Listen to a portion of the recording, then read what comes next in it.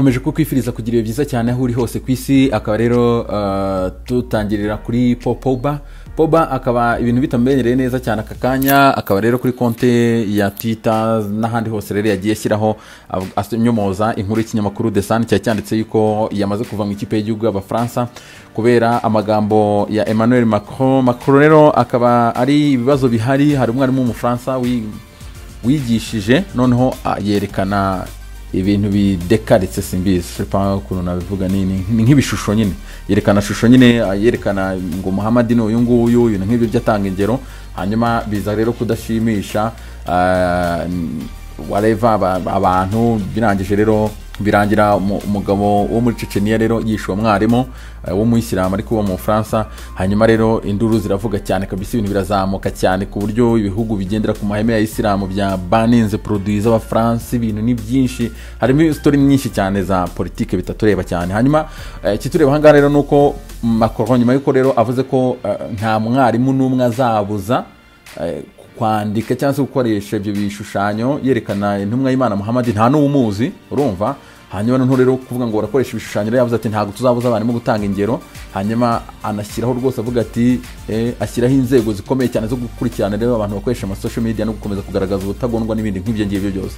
Aka rero byateje ibibazo bikomeye cyane rero kurinda naho ikinyamakuru The Sun cyandika yuko Pogba yamaze kuva mu ikipe y'igihugu y'Abafaransa nyuma y'ibyo byatangajwe na Emmanuel Macron. Ariko Pogba akaba amaze kubihakana yaba kuri konte ya Facebook n'ahandi henshi hatandukanye.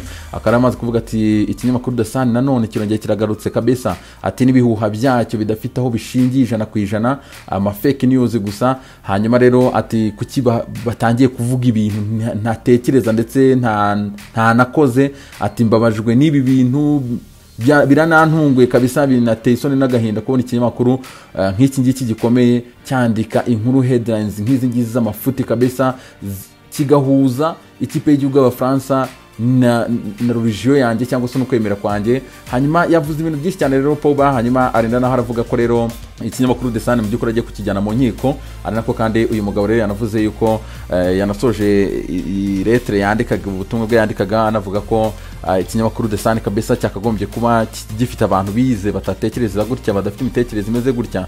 Bivuga ati muribuka ko namwe muri abanyamakuru umunsi wa mbere bababwiraga ikintu kimwe, mujye mu inkuru yose mugiye gukora mujye mwizeye suruse yayo. Yababaye cyane kabisa kwenda navuga ati rwose bakorwe n'isoni n'agahinda. Urumva ikinyamakuru The Sun rero kikaba gishobora kuba kigiye guhura n'ibibazo cyane nyuma ya Pogba rero ubwo kigiye imbizi nawe rero ubwo bazicana tu ni hatari cyane. Ariko ubwo Pogba ntazagikira byanze bikunze, inkuru zacyo ko mba nzifite shanzazi bamanuraho tu ni hatari. Tuvanga twizamukira ikipe ya Mirase rero Gigi Donnarumma ndetse na Jans Peter akaba rero bamaze kwandura coronavirus COVID-19 ndetse n'abandi bamambure batatu muri groupe y'ikipe ya Mirase rero bakaba bamaze kwandura tayari n'ibibazo. Twerekeza kuri UEFA Champions League iteganyijwe kuri wa kabiri. Akaba ikipe ya Bayern Munich tayari kabisa muri iki gitondo yakoze imyitozo kuri Sabena, bahita bahaguruka berekeza mu Burusiya. Hanyuma rero umutoza wabo akamaze na gukora na press conference rero aganira n'itangazamakuru. Akaba yavuze ati rwose abasore bose bameze neza cyane. Serge Gnabry yamaze kujoining ikipe, ati ubu ngubu rwose nimwe mu Rusiyo natereka muri 11 babanzamo. Akaba rero avuga ati rwose nubwo yagiye muri quarantine hagati y'iminsi 4 n'itanu ariko byakomeje kugenda anakorera mu rugo rwose. Squad yose ngi ya Bayern Munich yamaze guhaguruka, bakarero bamaze no kugera mu gihugu cy'Uburusiya. Ibintu byose bimeze neza cyane. Serge Gnabry rero nawe akaba ari muri groupe mureba ngaha nimero 7 tayari. Ikipe Inter Domira nayo ikakoze imyitozo muri iki gitondo cyo kuri wa mbere, ikarero nayo yamaze guhaguruka igomba kwerekeza rero hariya mu gihugu cya Ukraine Kiev, izakina n'ikipe ya Shakhtar Donetsk ku munsi w'ejo. Akaba rero kurande ikipe Inter Domira nabo bameze neza cyane, bamaze gutravelinga tayari. Real Madrid kamaze kugera mu gihugu cy'Ubudage gukina n'ikipe ya Borussia Mönchengladbach. Turabona hangaha rwose ba Luka Modric n'abandi na Hazard bose rero bakaba bamaze kumanuka hara mu gihugu cy'Ubudage ndetse na squad yabo ngi rero match ejo saa 4 z'ijoro. Squad yose rero ngi hangaha ikipe ya Real Madrid idafite naco bivuga ko azasiba match ya Huesca, Inter Domira, Valencia, hanyuma akazagaruka kuri match ya Villarreal kuri tariki 21 z'ukwezi kwa 11. Manchester City nayo ikaba igomba guhaguruka muri ya Premier yerekeza mu gihugu cy'u France. Pep Guardiola afite n'ikiganiro makuru kuri mugoroba. Hanyuma rero ikipe ya Manchester City iragenda idafite Sergio Kun Aguero ndetse na Gabriel Jesus. Akarero binavugwa yuko Kun Aguero azasiba match ya Marseille ku munsi w'ejo, akasiba match ya Sheffield Olympiacos ndetse na Liverpool, hanyuma akazamo international break, akazagaruka nyuma international break. Hanyuma kandi ibindi biri kugenda bizamuka rero y'ano makuru kugenda avugwa hano. Hari inkuru yantangaje cyane ngo Skoda Mustafi ngo yamaze kwanga kongera amasezerano n'ikipe ya Arsenal, hofu ko abantu bikinira. Twizamukira n'ibindi rero biba bigenda bivuga byo yari byinshi cyane. Inter Frankfurt karatsinzwe ibitego 5-0 n'ikipe ya Bayern Munich muri weekend, hanyuma ijya kuri konti ya Twitter irandika ngo dutsinzwe bikeya na champion wa Europe kabisa, par rapport y'ibyo Bayern Munich yakoreye ikipe ya Barcelona nkuko magambo makeya.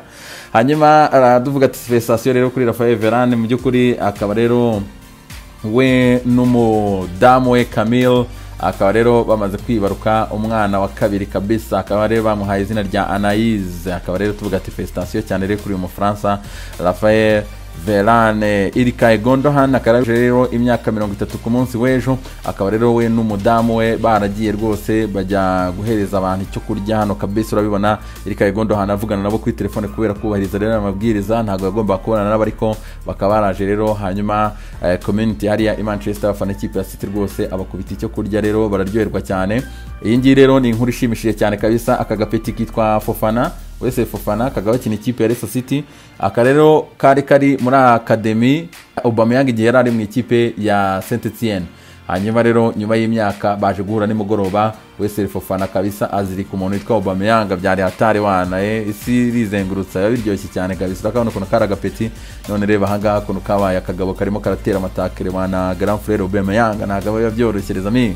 Ikipe ya Herenveen muri weekend karakoza akantu keza cyane rero, itsinda ikipe ya MN ibitego 4-0, ariko muri iyi match rero akaba haragaragaye muri tribune kabisa stade yose mbere ya match baragiye bayuzuzaho ibipupe kabisa bingana n'ibipupe 15,000 byari mu rwego rero rwo kugira ngo bifatanye n'abana bagera ku 15,000 barwaye kanseri hano mu gihugu cy'Ubuholandi. Akaba rero ari akantu keza cyane bakoze ikipe ya Herenveen rezirikana abana. Sare avuga ati rero twakifatanya nabo, iragenda iterekaho udupupe stade yose 15,000. Ezami mugire rero umugoroba mwiza cyane.